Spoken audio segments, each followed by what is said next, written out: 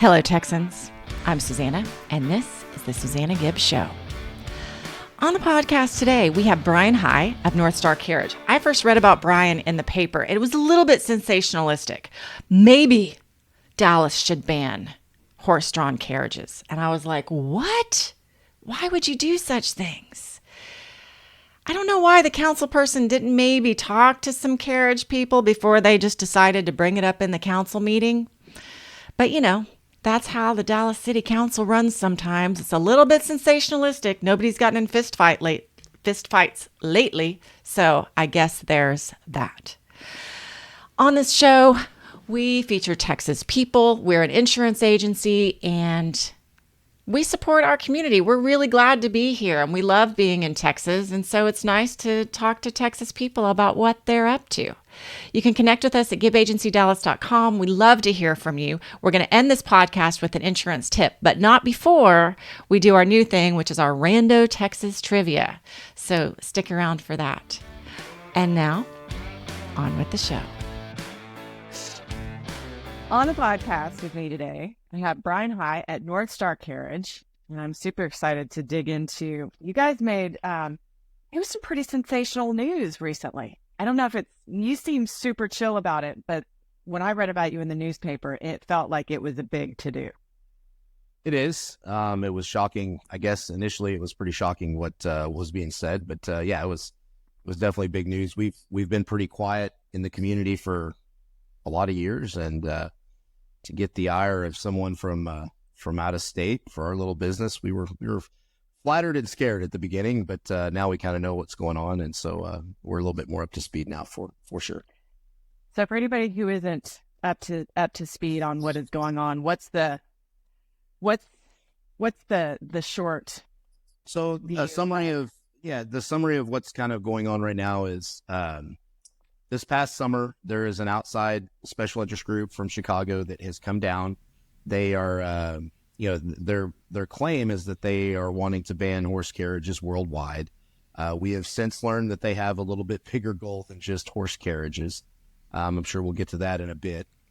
They've taken video of us for 5-6 months. We've had to call the cops a couple times for stalking. It was a little uncomfortable. And then, of course, they've gone to city council meetings, and they've spoke at the end of city council meetings.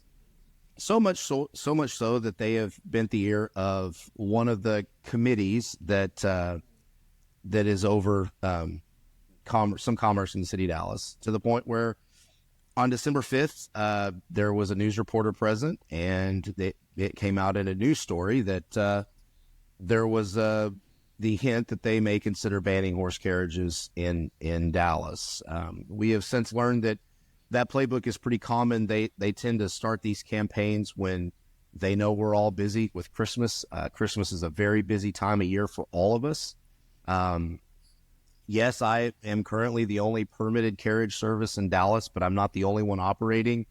There's a whole list of precedent that leads to that. They made it sound like we had all this wrongdoing going on, and that's just not, in fact, true. There's a lot of misinformation that they had said at that time. Anyway, we didn't really have a time to mess with that in December. We were able to gather our thoughts after January 1. That's when the first Channel 8 news article came out. They actually just showed up to my house, and I'm assuming that they called, but we were busy putting stuff up, and we have nothing to hide. We're not doing anything wrong, and so I welcomed them in. We did we did an interview, very impromptu. I had no preparation. Obviously, I didn't even know they were coming. They literally drove down my driveway. My driveway's pretty long. I thought it was pretty risky on their part, but they just drove right down here and plopped down and said, "Hey, can we do an interview?" And I quit what I was doing. I gave them an interview. And what is it? What's their main beef with the horse carriages? I'm sure that they operate, under the idea of horse welfare. We've actually had a chance to do some research, and they don't necessarily do anything for horse welfare. I feel bad in a lot of sense that they're not very educated in the world that we live in, and I don't think that's a terrible thing. I mean, it's okay to not know something about somebody's way of life, but before you go to protest it, you might need to do a little bit of research on what we do. Initially, it was what they would consider violations. Was their initial problem with what we did.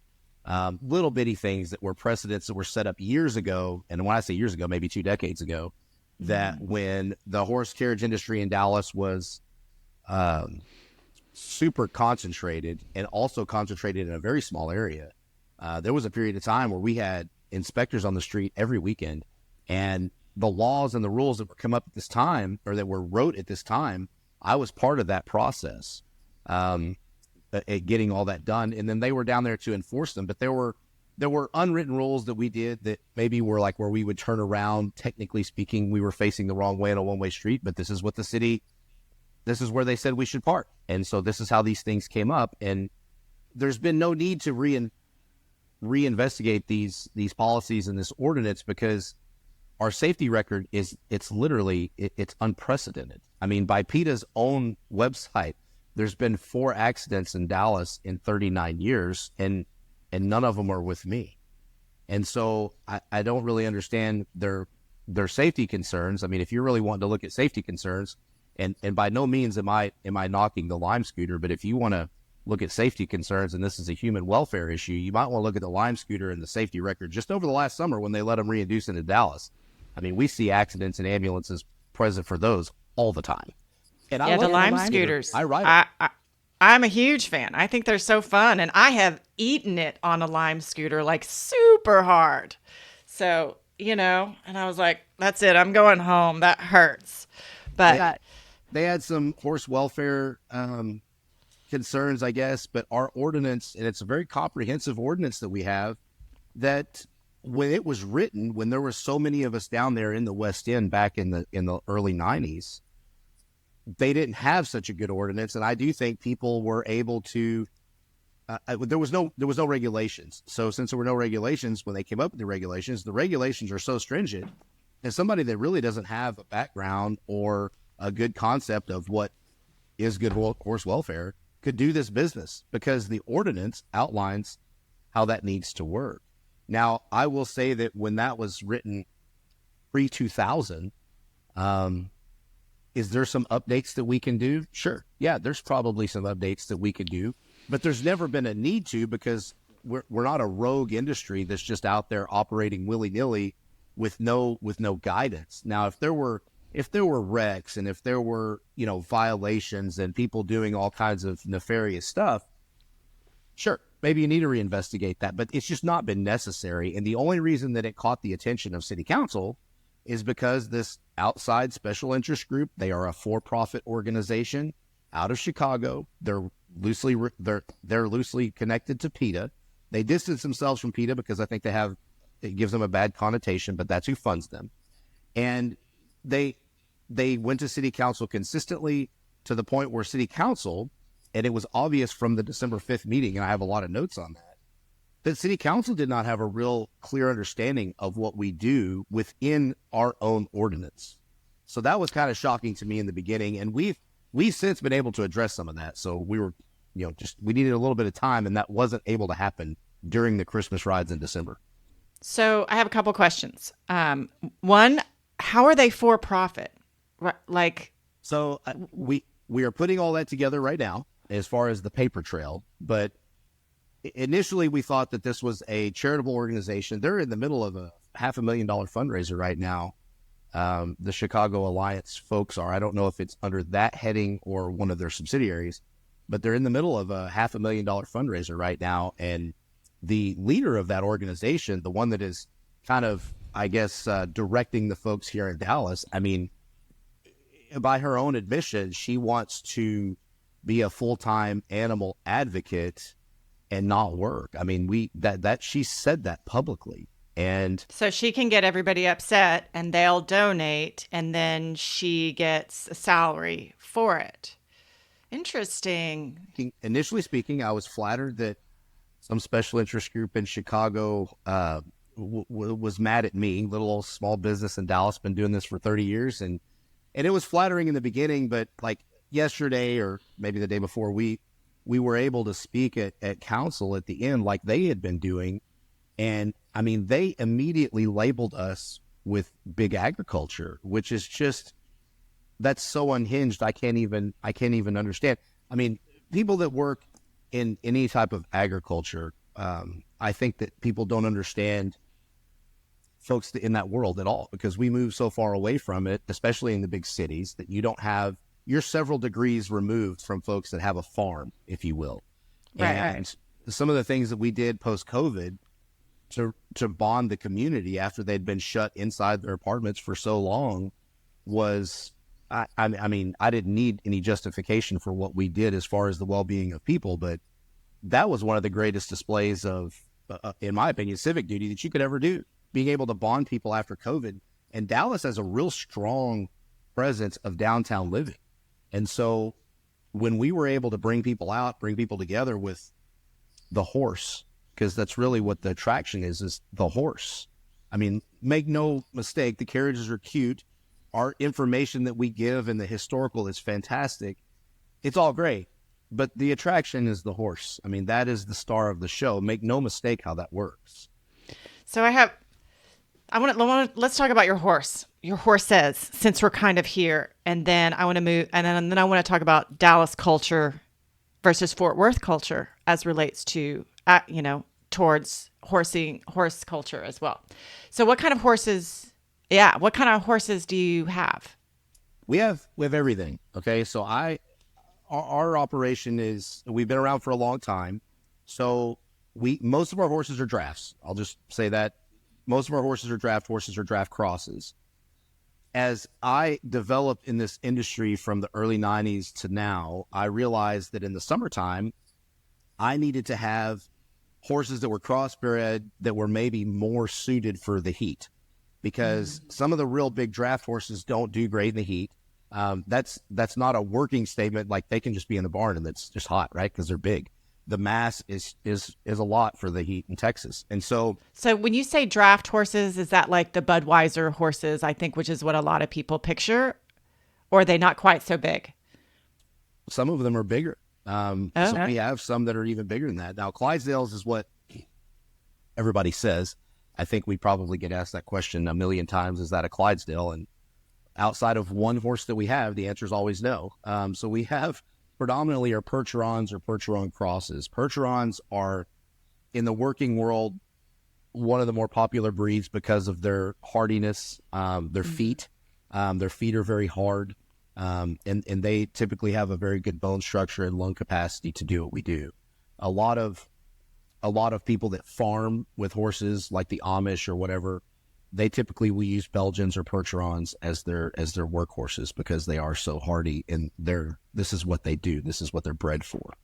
And most of our horses are either purebred Percherons or some cross that I have developed or bred and bought just for that 4 months of the year. The rest of the year, we use everything. All of our full drafts we use for the rest of the year. What are some of the rules on how long, like, horses can work, like a work day for a horse? City of Dallas has a very long list of regulations for us. In the city of Dallas, you can't work a horse more than 8 hours. That is a rule. You can't work under, or you cannot work over certain temperatures. There's no cold regulations, but I mean, these draft horses, they feel great. I mean, this is the cold weather, like from Europe. That's where they're from. Like, they thrive in the cold. I get to be a little bit of a bleeding heart in the winter. You give them all this shelter, and then in the 33-degree freezing rain, they're standing out there just running around like it's nothing. And so it's kind of fun to see. But we have regulations that we can't work above a certain temperature. 8 hours is the limit. They have to have a break every 10 minutes or 10 minutes every hour. They have regulations on how many days they can work before they can work again, or how many hours they can work before they can work again, how many days a week that they can work, and so on and so forth. So when you pass a horse that's tied up to a carriage, I don't know how many times I passed, like maybe they're waiting for their next rider or something, and the horse is just kind of cold chilling with its head not up, but in kind of a downward look. What are they doing right then? Resting. Since this has all happened, I've had to read a lot of vet reports and what have you about people want to know facts. Okay. A lot of this PETA influence that they have made has been based on emotion. We've tried to run all of our response based on facts. Okay. So one of the studies that I read is that a horse standing in that state that you just described is at rest or asleep, much like a human would be if they were leaning against a wall or, just resting. You wouldn't stand on both feet firm unless you're about to do something. You shift one way or the other. The head being down is a relaxed posture. So when you hear reports that the horse is scared or they're spooked or they're always stressed being in that environment, some of the vet studies that I've read, and they've done it even with cortisol levels and glucose reserve. When those horses are in that state, they're at complete rest, like completely calm, complete rest, and physiologically that's been proven. Now, when you touch the bit, those horses will perk up and they're ready to go to work. They're just waiting for a command. It's quite astonishing. And I've also read reports, and I've had to do since then, and we've always known that they're fine, but I just wanted to get some facts to where when people ask these questions, I can answer them factually, that horses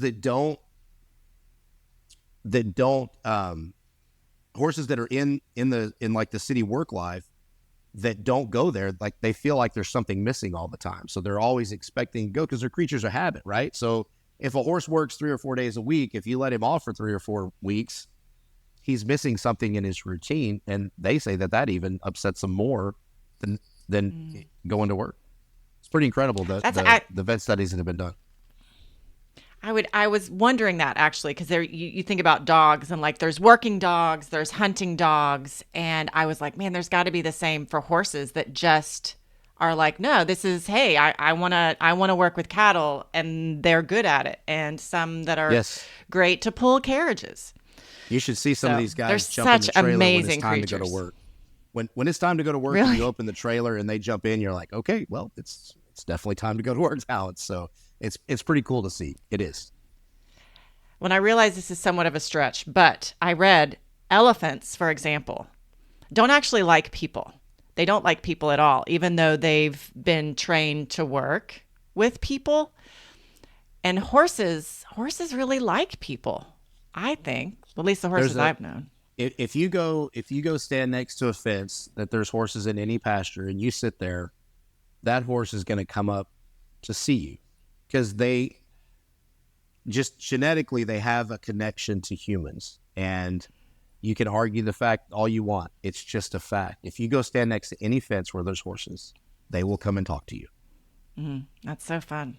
So the other question was, I went to Fort Worth downtown recently. I can't remember the name of the hotel, but it was a gorgeous hotel, and their ceiling chandelier, I'm not sure that it was a chandelier, maybe it was just like an installation, but it was all like steer heads. You go to Fort Worth and they have Cowtown and the stockyards, and they run the Longhorns through, and like they have fully embraced cowboy culture. And Dallas is like, we don't want to talk about our cowboy culture. Well, you're in Do you Texas, feel like there's so a big hard difference? To get away from it. There is a difference in mentality between Dallas and Fort Worth. I worked in Fort Worth for years. Post-COVID, I quit working over there. I know the folks that still work over there. This is probably not the smartest business decision, but it was definitely the right human decision, as there were so many businesses that were lost during COVID. I quit working over there because I was working in both cities so that there was room for everybody to keep their businesses. And so I talked to those people this past week, actually, all of them actually. Fort Worth is a different culture. I love Fort Worth. Fort Worth is definitely one of the best kept secrets in the Southwest, I believe. And they do embrace their culture. That's just who they are. The PETA folks that are here from Chicago, they just launched their attack on Fort Worth here, yesterday in the Star-Telegram, which I thought was a little shocking. They also announced the stock show that they're going to take on them, which goes along with their attack, not just on horse carriages, but agriculture in general, which you're not gonna win that fight in Fort Worth. And so we're a big part of the Fort Worth Stock Show and Rodeo Parade. We had a very large presence in that parade with the director this past year. And Fort Worth is who they are, and they're unapologetic about it. And I think that's great. So what are some of the next steps for you and your work For sure. to keep operating? So we are going to council meetings. We're kind of doing a little bit of the playbook that they have done. We've reached out to some outside groups that have combated these PETA folks across the country. This is not a unique campaign to Dallas. Okay, if you look at their Facebook page, it's just a carbon copy in Dallas, in Biloxi, in Indianapolis, in Minneapolis, in Charlotte, in Savannah. It's the exact same thing. It's just changed the name at the end. And we have started our own page that is Save Dallas Horse Carriages. We're putting up a ton of information on that page every day, multiple times a day. A lot of it is just fact finding. So from the December 5 council meeting where they said so many things that were just, they just didn't know a lot about our industry, we've started addressing those on this Facebook page. And so that's our first start. We are reaching out, obviously, to city council members to give them a free Q&A. I've been contacted by several city council members that want to maybe even tour a facility or ask some questions. And we're an open book. I mean, obviously, Channel 8 showed up here, and I said, okay, yeah, let's do an interview. We are also reaching out to our local congressmen. They seem to be pretty helpful. I know that my state representative where I live here in Crum is Dr. Lynn Stuckey, and he is a veterinarian. And so I actually live next door to the guy that hired him back in the 60s when he got out of school. So it's kind of funny. But yeah, so we've reached out to those folks. We're in the very preliminary stages of reaching out to the state representatives, see if there's anything that they can help us with. But it is kind of cool that our state representative in my district is a veterinarian. So that seems to be pretty good. But that's our step right now. As we are able to educate council on stuff, I hope that they'll be able to make a pretty informed decision that they were initially felt like that there was a problem. And just so they know that there's not a problem, we've also met with transportation regulation, and they are going to go back to council and present. They've been asked by council to present some information concerning our industry later on in the spring, maybe April, May-ish. And we are compiling a ton of information for transportation regulation that really has more to do with updates in the last 20 years where there's been no updates, which there hasn't needed to be any updates, but because of the PETA folks, we're going to update. That's fine. And it probably needs to be done anyway. So, but that's what's currently going on right now. Got it. Okay. All right. Well, if people want to find you, what's the name of your Facebook page? Well, you can find information on our Facebook page, which is North Star Carriage. You just go on to Facebook. North Star Carriage is on there, especially with all the buzz that we've had. And then the Save Dallas Horse Carriage is another Facebook page that we have that we're putting information out that specifically relates to this situation. I mean, it's just basically information all the time. All the time there's information. And a lot of us are involved. I know that the initial thought was I'm the only one in this fight. And that's so not true. There's upwards of 20 of us around, and we have been able to put Christmas to bed and assemble. And so now we are obviously going to defend ourselves. Right now, the target was on my back because I was the only one permitted in Dallas, but there's a lot of us that are rallying together to make sure that we make this go away. Good for you. Good for you. All right. So we started a new thing where we are going to do a little bit of Texas trivia. Are you ready to play some rando Texas trivia? I think so. I hope so. All right. Yes, I am. Here we I'm go. ready. I designed this one for you. These 5 questions. We'll go through the questions first, and then we'll talk about the answers. So, okay. The first Spanish horses on record were brought to Texas in what year by the Moscoso expedition? To Texas? To or Texas. North America? To Texas. Texas. 1700. Fewer than how many purebred Spanish Mustangs are left today? Fewer than how many Spanish Mustangs are left today? Mm-hmm. Fewer than 5 Spanish Mustangs are left today.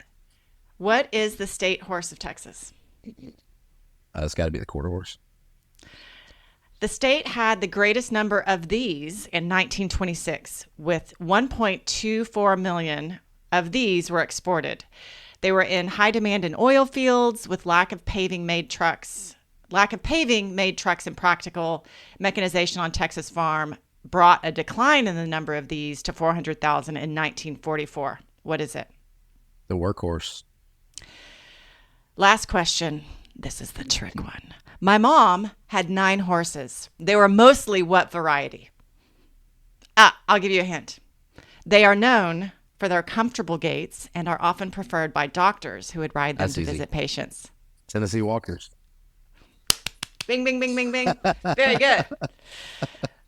So the first Spanish horses on record were brought to Texas in 1542 by the Moscoso expedition. I was going to say the 1500s. I was going to say the 1500s. Yeah, I know. There are actually more Mustangs left than you said. Thank goodness. There are 3,000, just fewer than 3,000 purebred Spanish Mustangs. In Texas? No. No. I don't know. Okay. The internet. That's cool.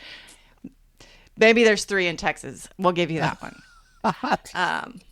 That's funny. The American Quarter Horse was correct. It was. It is tagged as strong, smart, fast, and tough, perfectly suited to the task of carrying cowboys on the long journey from Texas to the railheads of Missouri and Kansas. The next one was a mule. I The forgot state about mules. Yeah, 1.24 million mules. Although I gotta say, I believe that. mules, donkeys, jackasses. I cannot keep them straight in my head. Which one is which? Who's the I'm not a mom? mule Who's guy. the dad? Oh yeah, So, yeah. And then you were totally right. My mom had Tennessee Walkers.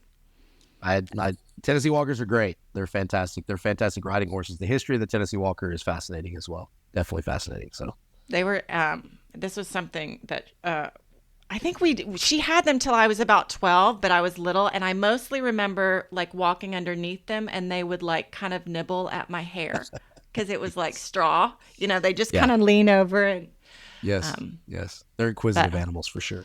Yes. Horses are so amazing. So when I saw this whole article, I thought, man, I've got to get him on. I know people who do the Christmas carriage ride every year. It's been their family tradition for years and years and years. And while you want to make sure that horses are safe, it's also nice to see horses in the city, right? Like, it's such a cool thing. I would hate to see it go away. That connection, we see it every year with Christmas, and I have for 30 years. But that connection post-COVID was incredible. I mean, people were bringing their dogs down and dogs and horses don't get along, by the way. It's not a thing. And so dogs would be just like, oh my gosh, there's another animal. You know, they hadn't seen in forever. What did you do during COVID?